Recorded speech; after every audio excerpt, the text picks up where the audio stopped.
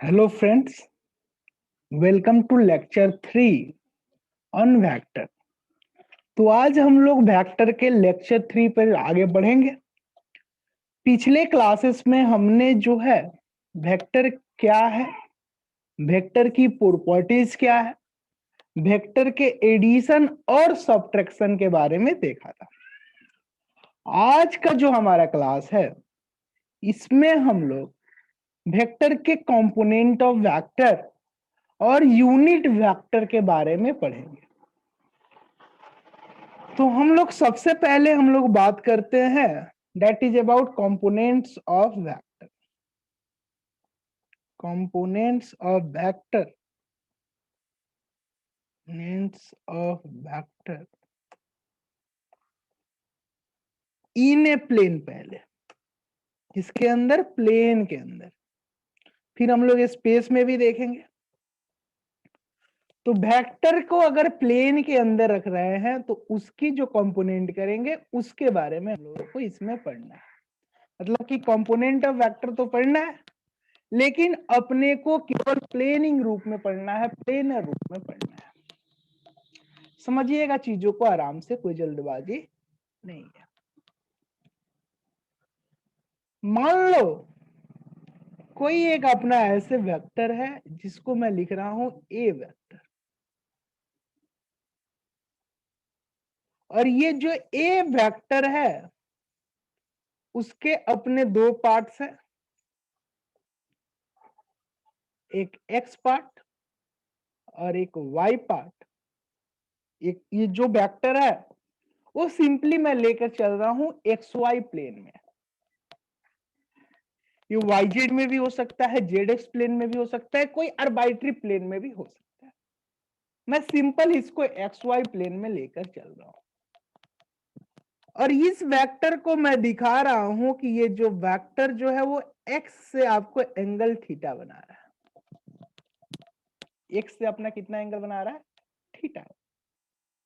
तो इस वेक्टर का जो एक्स कंपोनेंट होगा, जिसको मैं एक्स लिख रहा हूं, that is the x component of the vector x bar. वो कितना होगा थोड़ा ध्यान देंगे। मान लो इसकी वैल्यू को मैं स्मॉल एक्स मान लू, या फिर मान लो यू मान लिया, ऐसे करके ये ही मान लिया। चलो, तो यहां पर हम लोग इस पर अगर हम लोग परपेंडिकुलर डाले, हिंदी में कहेंगे लंब डाले, तो ए बाई कैपिटल ए इसकी वैल्यू कितनी हो जाएगी अपनी? कॉस थीटा के बराबर। This value will be equal to cos theta. तो value of a that is equal to our a x component, इसका एक्स कंपोनेंट है, that will be simply a cos theta. उसकी वैल्यू कितनी हो जाएगी? ए cos theta के बराबर, ए cos theta. उसी तरह हम लोग चाहे तो वाई वाला पोर्शन भी निकाल सकते हैं। ये वाला पार्ट, यहां के पोर्शन को बात कर रहे हैं, कलर चेंज करता हूं बाबू, ध्यान दीजिएगा। ये वाला पोर्शन, तो उसके लिए क्या लिखेंगे? This is nothing but y component. ये वेक्टर अपना टोटली है, तो y by a will be, अगर मान लो इसको मैं मान लो b, that will be our a y bar, a y portion, a y bar. वो हमारा यहां से देखो तो b बाई ए की वैल्यू कितनी बनेगी? b बाई कैपिटल है, नॉट स्मॉल है, b by a, that will be simply will be perpendicular upon hypotenuse sine theta. तो यहां से b की value that will be our b, that become equal to a sine theta,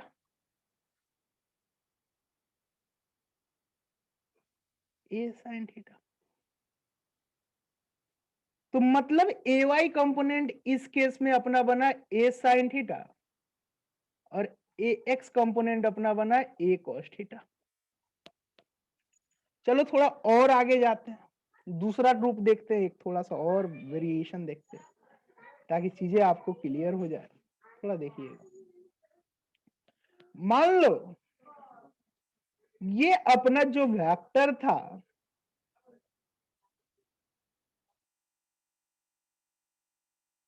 वो x के बजाय y के साथ एंगल बनाता हो। यहां से अगर वो एंगल बना रहा है, लेट से इस एंगल को अल्फा लिख दिया, ये a होगा, ये a बार है, और ये अल्फा उसके साथ बना रहा है अपने y के साथ। थोड़ा y जैसा दिख नहीं रहा है, परपेंडिकुलर दिख नहीं रहा है, इसलिए y एक्सिस। तो ये a, तो a का इधर की तरफ अपना एक पोर्शन करेंगे, सेम मेथड सेम तरीका, ऐसे बराबर करना पड़ेगा। 1 मिनट,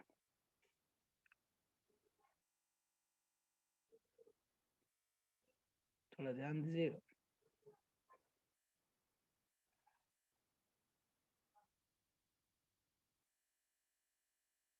यस, सही है, ऐसे थोड़ा ज्यादा अच्छा लग रहा है। अब देखो बाबू, यहां पर अपना जो वेक्टर a था, इसके ये कंपोनेंट इधर की तरफ ले रहे हो, ये a बार, और इधर की तरफ अपना वाला परमानेंट। तो ये a और ये वैल्यू अपना मान लो x, तो x बाई a जो बनेगा, x बाई a, यहां पर x जो होगा वो परपेंडिकुलर है, ये वैल्यू बन जाएगा साइन अल्फा। अल्फा, तो x की value a sine alpha.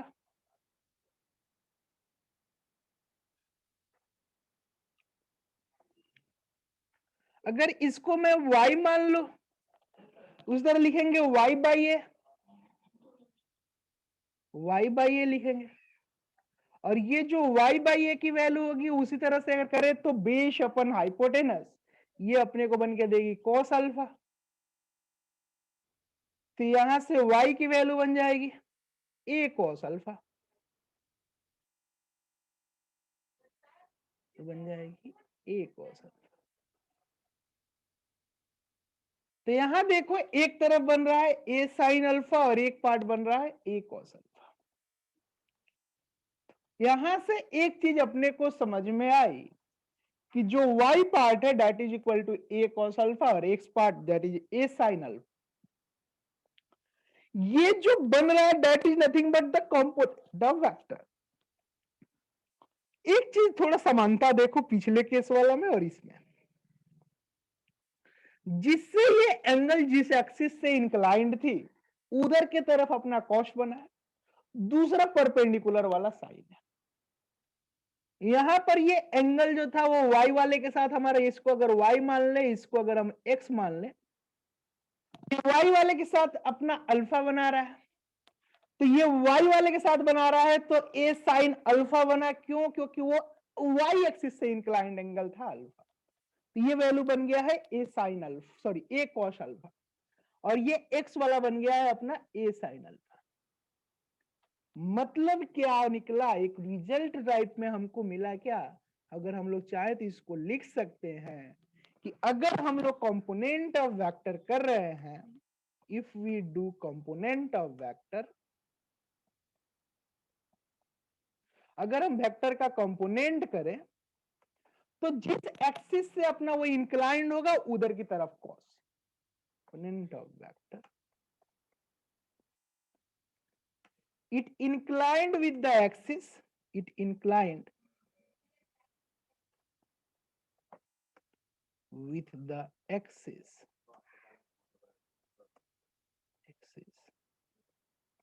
will be cosine, वो अपना कोसाइन होगा।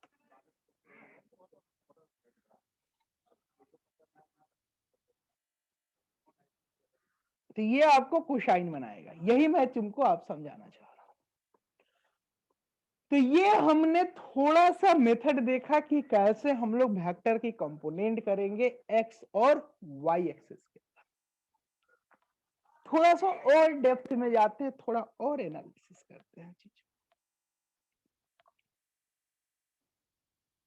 थोड़ा समझो।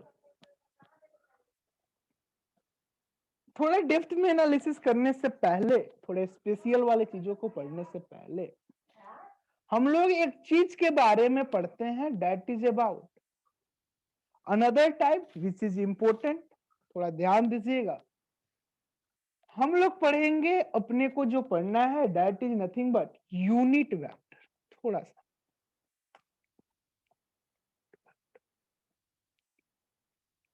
उसके बाद मैं स्पेशियल वाले की तरफ भी आऊंगा, वेक्टर इन स्पेस के बारे में भी आऊंगा।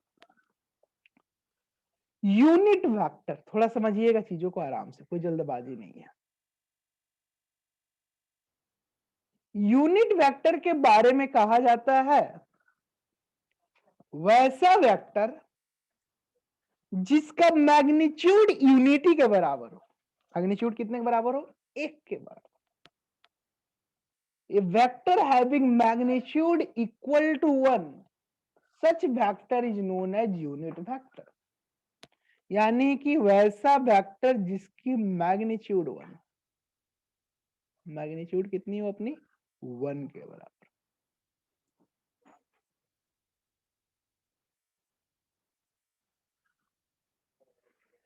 It can be in any direction, कोई भी डायरेक्शन हो सकती है, लेकिन इस वेक्टर की मैग्नीट्यूड जो होनी चाहिए वो कितने के बराबर होनी चाहिए? 1 के बराबर।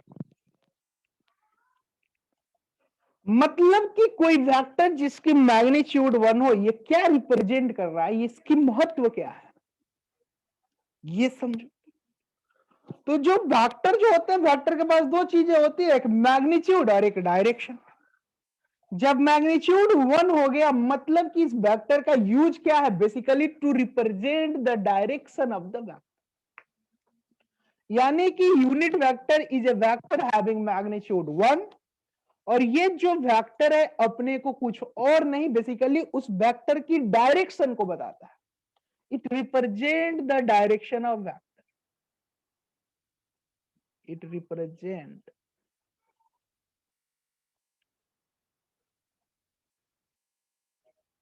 The direction of vector. ये डायरेक्शन के बारे में जानकारी देता है कि वो वेक्टर की डायरेक्शन क्या है।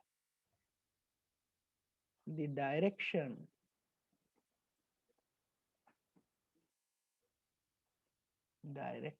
Of vector.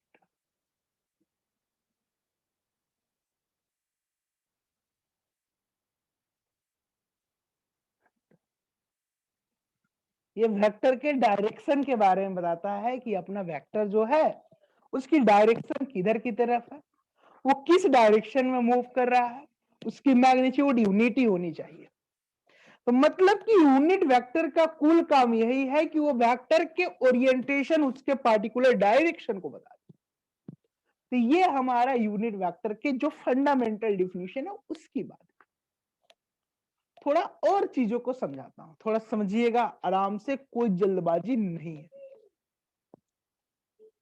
अगर अपना कोई वेक्टर एक्स एक्सिस के लॉन्ग होगा, तो एक्स एक्सिस के तरफ जो हमारा यूनिट वेक्टर यूज करते हैं that we represent as I cap. Unit vector along X axis that is our I cap. ये सम पार्टिकुलर डायरेक्शन वाले बात। उसी तरह अगर वाई एक्सिस के अलोंग हम लोग लिखते हैं यूनिट वेक्टर को, तो generally we write it as J cap.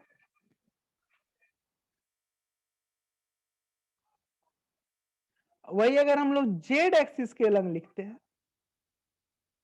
तो जेड एक्सिस के along we write this vector component H के।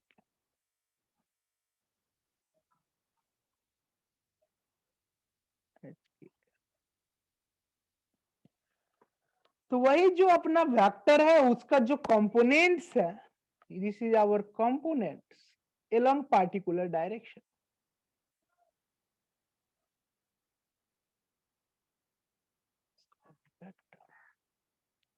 उन वेक्टर्स के कंपोनेंट्स हैं उस particular direction. That is our X Y and Z, that is I cap J cap K. ये components of vector की बात कर रहे हैं, वेक्टर की रिप्रेजेंटेशन की बात कर रहे हैं, किस एक्सिस के अलोंग इंक्लाइंड है उसकी बात कर रहे हैं। थोड़ा सा चीजों को और बताता हूं। अगर मान लो कोई वेक्टर आर्बिट्री फॉर्म में लिखा हो, आई कैप जे कैप के कैप के रूप में अपना वेक्टर हो, तो उससे पहले हम लोगों को ये यूनिट वेक्टर की डिफिनीशन बताया, थोड़ा सा हम लोग चलते हैं component of vector in a plane. तो हम लोग थोड़ा बात करेंगे। तो हम लोगों को देख रहे थे components of vector in a plane, कि वेक्टर की कंपोनेंट प्लेन में दिखाना है, sorry in a space, plane तो देख लिया। Vector components in a space, space में अगर अपना वेक्टर हो तब उसका कैसे कंपोनेंट करेंगे उसके बारे में पढ़ना है। मान लो इधर की तरफ अपना वेक्टर है, कोई एक सिंपल सा वेक्टर है एक,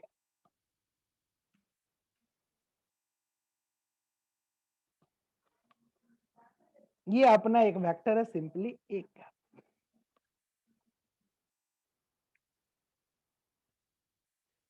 इधर के तरफ अपना एक्स एक्सिस में मान के चल रहा हूं, ये जो परपेंडिकुलर वाला है उसको वाई एक्सिस मान के चल रहा हूं, और इधर के तरफ भी एक कोई एक्सिस है जिसको मैं जेड एक्सिस मान के चल रहा हूं। क्यों मैंने यही ओरिएंटेशन माना, इसके बारे में हम लोग जब क्रॉस प्रोडक्ट पढ़ेंगे तो वहां बताएंगे कि जो वेक्टर के जो एक्सिस मानते हैं वो आपको क्रॉस प्रोडक्ट को फॉलो करते हुए होने चाहिए, वो पढ़ाऊंगा तब उस समय बात करेंगे। मान लो ये ए वेक्टर है, वो एक्स के साथ अल्फा एंगल बना रहा है, ये वाई एक्सिस के साथ अपना बीटा एंगल बना रहा है, और ये जो जेड एक्सिस है उस जेड एक्सिस के साथ ये यहां पर एंगल बना रहा है गामा। इस वेक्टर को मैंने ए लिखा है। तो इस ए वेक्टर का जो एक्स के तरफ पार्ट होगा, जो ये एक्स के तरफ ओरिएंटेड होगा, इसकी थोड़ा समझो, ये वेक्टर 3D में है, 2D में मत लेंगे। बहुत लोग क्या करेंगे कि ये वाला पार्ट दिखाएंगे, अरे ये 2D में नहीं है, 3D में। एक प्लेन ऐसे हो सकता है, ये कोई एक्सिस है, थोड़ा एज्यूम करो। मैं थोड़ा सा चीजों को एक बताना चाहूंगा, थोड़ा ध्यान देना। मान लो ये अपना एक थोड़ा सा सिंपल सा चीज, मैं इसको ऐसे इंक्लाइंड किया हूं, यहां से ये प्लेन हुआ, इस प्लेन से ये ऐसे इंक्लाइंड है। तो ये जो इंक्लाइंड एंगल हुआ ना, ये एंगल तुम्हारा, ये प्लेन एक और अलग बन सकता है, ये ऐसे भी इंक्लाइंड हो सकता है। तो उसकी बात कर रहे हैं, इसकी ओरिएंटेशन की बात कर रहे हैं। तो ये हम लोगों को ये वाई कंपोनेंट कोई जरूरी नहीं है कि वाई एक्सिस आए, क्योंकि ये एक दूसरा प्लेन भी बन सकता है। In a space there is infinite plane can be possible. तो ये वाले पार्ट्स को हमको कोई मतलब नहीं है, इसलिए मैं इस पोर्शन को हटा ही रहा हूं।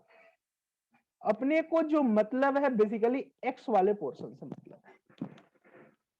तो मैंने एक चीज बताया है कि जिस एक्सिस से आप इंक्लिनेशन देखिए उधर की तरफ उसका कॉस, तो उसके हिसाब से जो अपना ए का एक्स पार्ट होगा that will B x part, that will be simply कितना, ए कॉस अल्फा।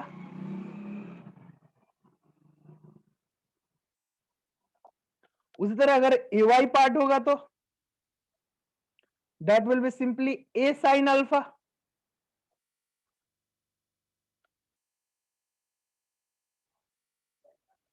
उसी तरह अगर एजेड पार्ट होगा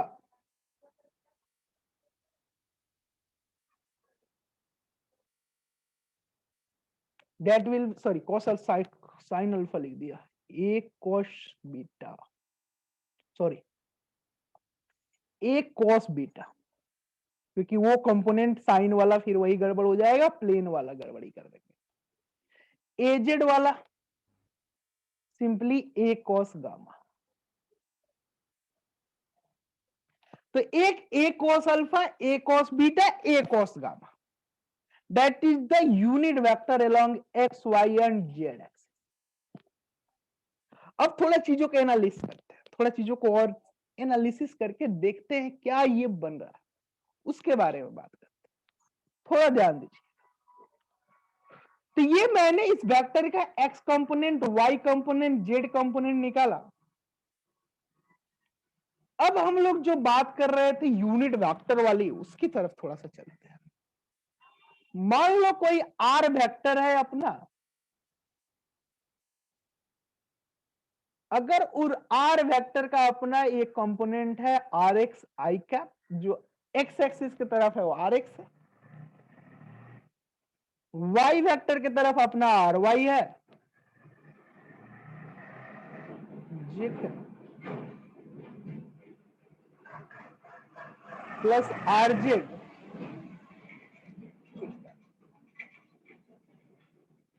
तो इसका जो यूनिट वेक्टर होगा दैट इज आर कैप। इसके मैग्नीट्यूड की बात कर रहे हैं, that is nothing but simply R bar by mod R. ये हमेशा याद रखिएगा, ये यूनिट वेक्टर जो होंगे वो हमेशा अपने r x i cap plus r y j cap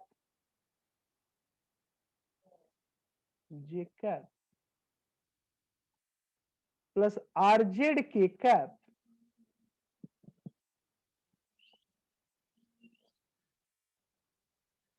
divided by root under r x square plus r Y square plus r Z square के बराबर होगा। अच्छा ये क्यों? तो बेसिकली यहां से समझिएगा, ये वाला प्लेन, ये ए जो था यहां पर आर है, एक जगह पर आर है, तो इसका जो एंगल वाला ना हो, इसको मैं लिख रहा था आर एक्स, इधर वाले पार्ट को आर वाई, इधर वाले पार्ट को आर जेड। तो जो वेक्टर होगा वो तो तीनों का डायगोनल ही तो है, ये क्यूबाइड ही तो बनाएगा, ये कोऑर्डिनेट्स। क्यूबाइड का डायगोनल सिंपली क्या होता है हम लोग को, length square plus breadth square plus height square, that is the magnitude of diagonal. वही चीजें मैंने यहां पर भी लिखा है, R x square R Y square R Z square. और थोड़ा चीजों को समझिएगा आराम से, कोई जल्दबाजी नहीं है। अगर मान लो आर एक्स की value that is simply R cos alpha हो जाए, if R X is equal to R cos alpha,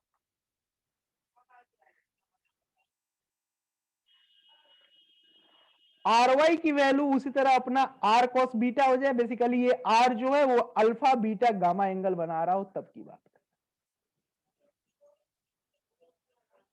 और आर जेड की वैल्यू जो है वो इस तरह से आर कॉस गामा हो जाए। बेसिकली ये जो वेक्टर मैंने वहां ए लिखा था, अब वो आर वेक्टर है, वो अल्फा बीटा गामा एंगल बना रहा है, जो वो ए वेक्टर था एक जगह पर आर आ गया। बेसिकली ये जो अपना वेक्टर था, ये वेक्टर ए के बजाय हम लोग इस वेक्टर को एलिमिनेट करके आर वेक्टर कर दे रहे हैं, उसकी बात समझिएगा। जब ये R X R Y R Z की ये वैल्यू होंगी, अगर इन वैल्यूज को सब्स्टिट्यूट करें तो जो अपना R cap that is equal to R by mod R by mod R, that will be simply, और या फिर हम लोग इसको छोड़ो, आर कैप की बात बाद में करते हैं, हम लोग सिंपली मॉड आर की बात कर लेते हैं। Let's take mod R. अगर केवल मॉड आर ले ले तो मॉड आर की वैल्यू कितनी हो जाएगी अपनी, that will be simply going to give अस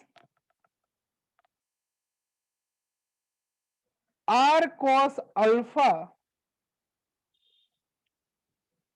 का whole square plus r cos beta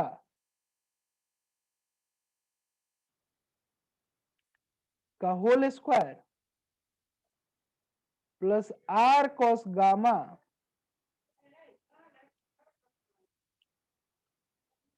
का whole square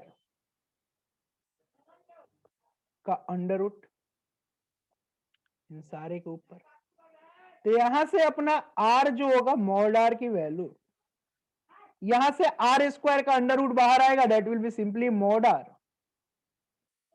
into cos square alpha plus cos square beta beta plus cos square gamma.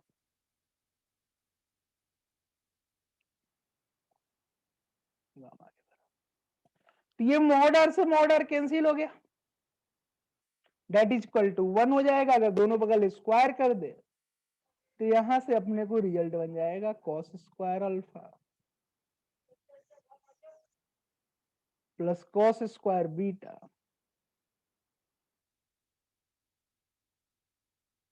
Plus cos square gamma is equal to 1।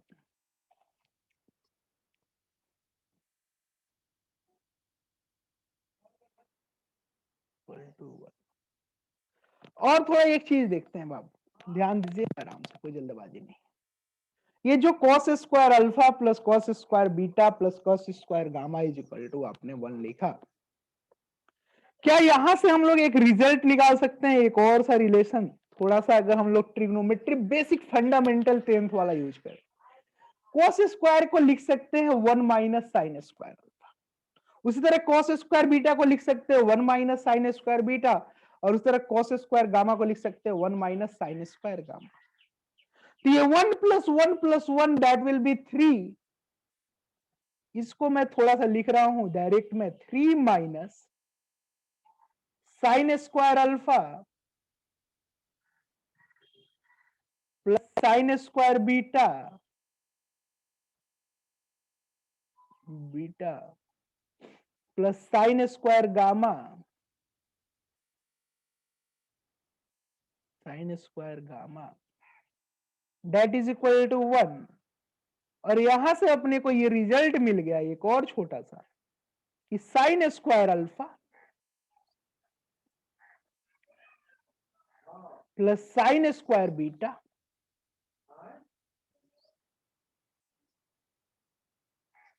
Beta plus sine square gamma that will be simply equal to 2।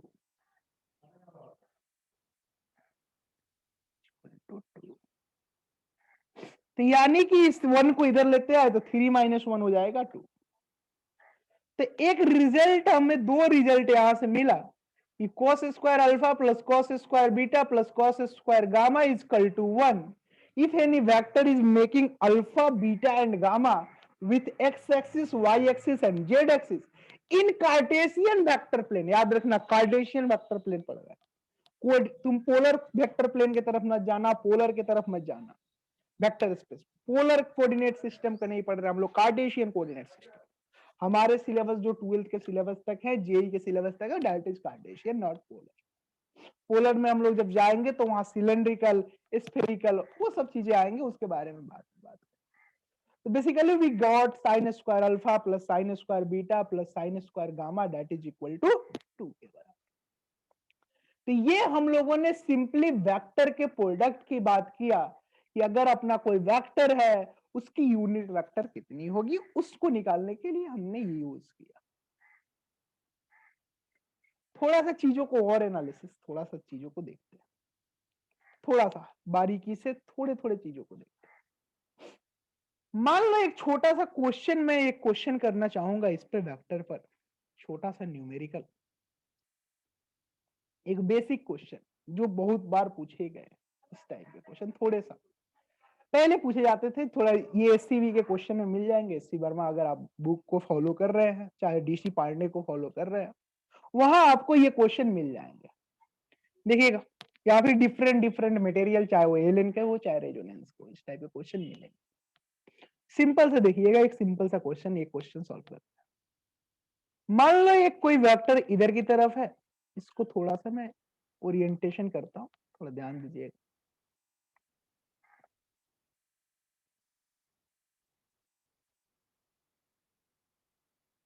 देखिएगा, ये एक vector हुआ, ये एक simple सा अपना vector है जिसका अपना वैल्यू लिख रहे हैं 5 यूनिट।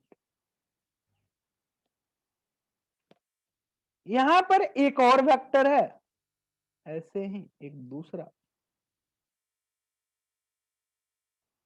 जो यहां पर इंक्लाइंड है, ऐसे गया है, इसकी वैल्यू मैं लिख रहा हूं 5 यूनिट। लेकिन ये जो वेक्टर है वो एक्स एक्सिस से आपको एंगल बना रहा है एक्स एक्सिस से आपको ये एंगल बना रहा है that is equal to 37 degree. X axis से कितना एंगल बना रहा है? 37 डिग्री। अब देखो दूसरा पार्ट, ये जो वेक्टर था ये तुम्हारा 5 यूनिट, ये भी अपना 5 यूनिट, ये भी अपना 5 यूनिट, और ये वेक्टर एक छोटा सा यहां से भी एक वेक्टर है नीचे की तरफ, वो 10 यूनिट,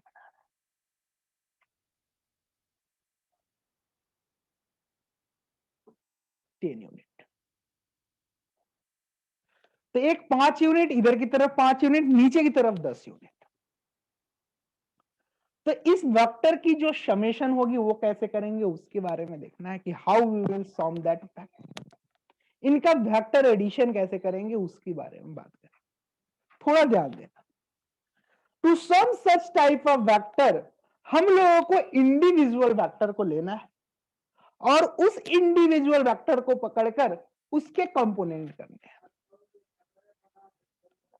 एक वेक्टर को पकड़िए, उसको एक्स के तरफ, वाई के तरफ, दूसरे वेक्टर को पकड़िए, उसका एक्स पार्ट, उसका वाई पार्ट, उसी तरह तीसरे वेक्टर को पकड़िए, उसका एक्स पार्ट और उसका वाई पार्ट, और सारे वेक्टर को एक साथ एक्स वाले को जोड़ लीजिए, एक साथ वाई वाले को जोड़ लीजिए। तो मैं इस सारे वेक्टर को x components of the vector, ये एक्स पार्ट्स जो हैं उनकी बात कर रहे हैं।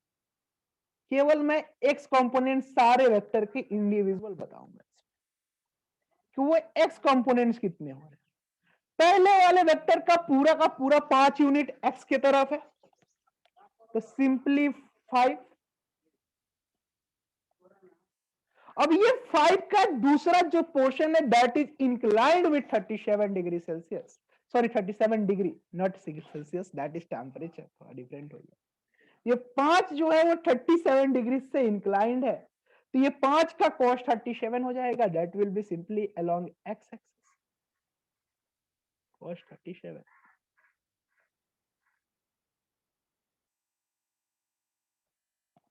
और तीसरे वेक्टर पूरा का पूरा y के तरफ है, तो इसका कोई पोर्शन x के तरफ नहीं आएगा, that will be simply 0, that will be equal to 5। और cos 37 की वैल्यू होती है 4/5, याद रखें, cos 37 की वैल्यू होती है 4/5, 5 + 5 टाइम्स ऑफ 4/5।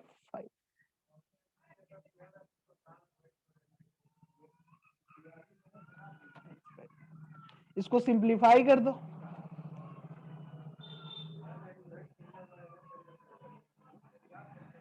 तो यहां से अपने को वैल्यू बन जाएगी, दैट विल बी सिंपली 9। उसी तरह y पोर्शन में निकालो, y कंपोनेंट्स, y कंपोनेंट्स देखिए 9 यूनिट बन गया। जब y वाले की बात करेंगे तो y वाले पोर्शन को लेंगे, पहला वाले का y पार्ट 0, दूसरे वाले का अपना y पार्ट देखो, ये 5, 5 का इधर की तरफ sin 37, that is equal to 5 sin 37, that is along y axis, that is positive, क्योंकि ऊपर की तरफ जाएगा। तीसरा वाला 10 नीचे की तरफ है, इसलिए ये वैल्यू बन जाएगी अपने को -10। तो ये वैल्यू अपने को बनेगी simply 5 sin 37, that is nothing but 5 into sine 37 की वैल्यू 3/5, तो ये वैल्यू बन जाएगी 3 - 10 unit, that is equal to -7 unit.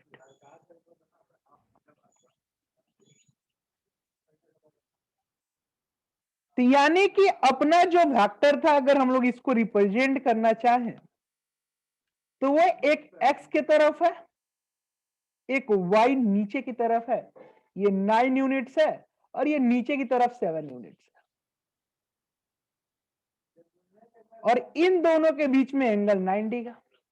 तो आपको रिजल्टेंट निकालना है यार, दो वेक्टर आ गए, दो वेक्टर दोनों के बीच में एंगल सिंपल 90 डिग्री। आसानी से इस क्वेश्चन को आप कर सकते हैं। That will be simply along that way you can use the vector addition root under a square plus b square case 2 when angle is 90 degree. That will be simply root under 7 square plus 9 square.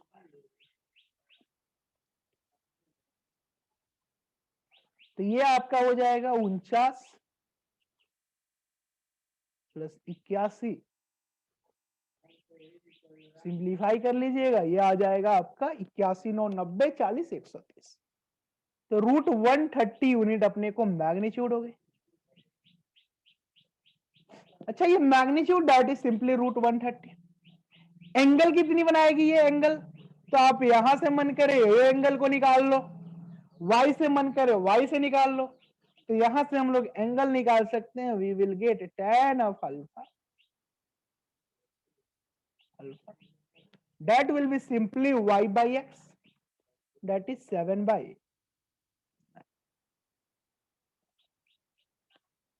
और ये axis जो angle जो बन रहा है ना 7/9, that alpha is negative. This angle is negative in fourth quadrant. तो यानी कि ये वैल्यू बेसिकली माइनस निकल रहा है, मैग्नीट्यूड जो है निगेटिव है, याद रखिएगा। That is the fourth quadrant. Basically इसको आप चाहे तो -7/9 भी लिख सकते हैं tan अल्फा।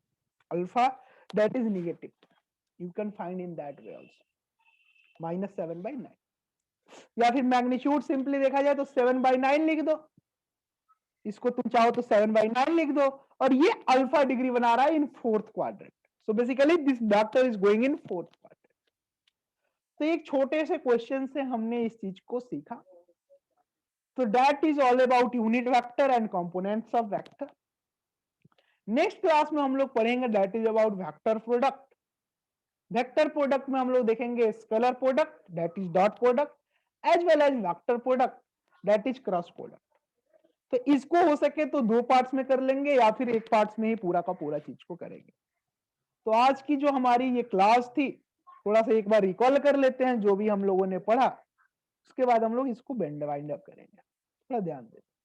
हमने यूनिट वेक्टर से स्टार्ट किया, उसके बारे में बताया कि ये क्या बताता है, रिप्रेजेंटेशन ऑफ डायरेक्शन। हमने कुछ पार्टिकुलर डायरेक्शन बताया कि एक्स एक्सिस की तरफ यूनिट वेक्टर होगा तो हम लोग उसको वाई आई कैप लिख रहे हैं, वाई एक्सिस के अलग होगा तो जे कैप, जेड एक्सिस के होगा तो के। दूसरा हम लोग देखे कि अगर कोई वेक्टर है, अगर हमारा सिंपली आर वेक्टर है और वो एक्स वाई जेड से हम लोगों का कुछ पार्ट बना रहा है अल्फा बीटा गामा, तो उसका एक x y x part y part z part कितना होगा। फिर हमने वेक्टर का यूनिट वेक्टर निकाला in arbitrary direction. This is our unit vector in arbitrary direction. Unit vector in arbitrary direction.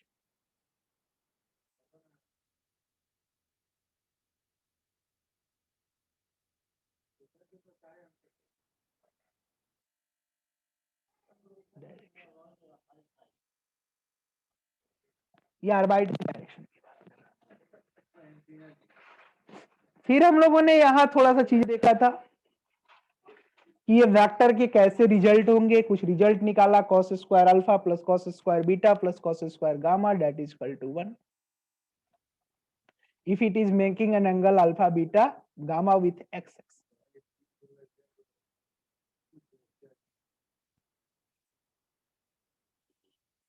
फिर हम लोगों ने निकाला ये sine square alpha plus sine square beta plus sine square gamma is equal to 1। फिर हम लोगों ने इस क्वेश्चन को देखा, एक छोटे से न्यूमेरिकल को, और यहां पर हम लोगों की क्लास बाइंड अप। तो ओके, आज की क्लास यही रखते हैं। मैं तुम लोगों को कुछ चीजें थोड़ा सा पूछ रहा हूं, पूरी जम लगाकर मेहनत करो, क्योंकि कोई भी चीज हो, देखो हम लोग कुछ चीजों के एनालिसिस करेंगे, मैं थ्योरी पूरा दे रहा हूं, आपको मेहनत करना है, मेहनत कीजिए। जो बुक जो हो उसके लिए, आप जो मैं वेक्टर के लिए जितना सफिशिएंट था मैंने वेक्टर के बारे में बताया। आप कोई भी मॉड्यूल वगैरह सॉल्व कर सकते हो, चाहे एलेन का हो चाहे रेजो का हो, आपके पास जो हो, बुक के लिए जाना हो तो बुक के लिए अगर मॉड्यूल ना हो तो बुक के लिए आप एससी वर्मा को फॉलो कर सकते, डीसी पांडे को फॉलो कर सकते। ये सब कुछ पार्टिकुलर अच्छे अच्छे बुक। हाँ, धर्म ग्रंथ को मत छोड़िएगा, एनसीईआरटी को लेकर चलना है, एनसीईआरटी को करते हुए चलना है, क्योंकि आजकल के जो एनटीए की टीम है वो एनसीईआरटी ओरिएंटेड हो चुकी है। थोड़ा सा एनसीईआरटी वाले चीजों को भी देख लीजिए। तो आज की क्लास यही रखते हैं। Okay, thank you.